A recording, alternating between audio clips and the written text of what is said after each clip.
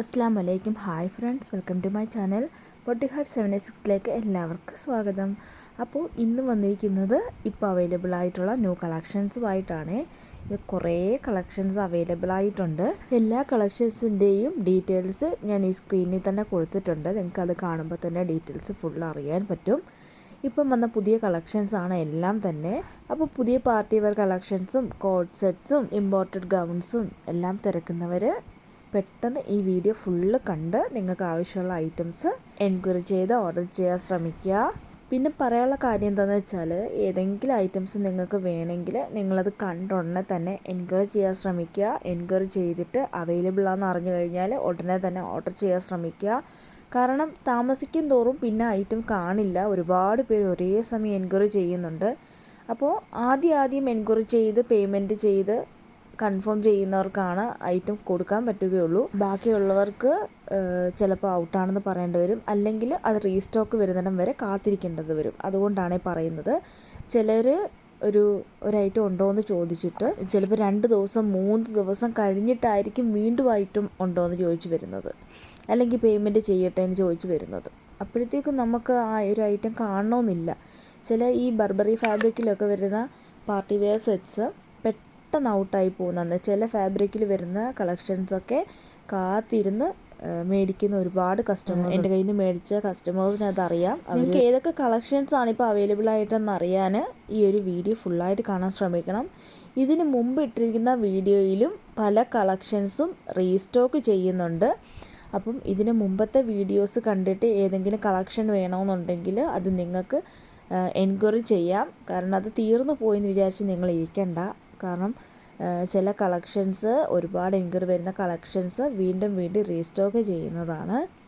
അപ്പോൾ നിങ്ങൾ മുന്നത്തെ വീഡിയോ കണ്ടിട്ടാണെങ്കിലും നിങ്ങൾക്ക് അത് സ്ക്രീൻഷോട്ട് എടുത്ത് എൻ്റെ വാട്സപ്പ് നമ്പറിലേക്ക് അയച്ചു തരിക.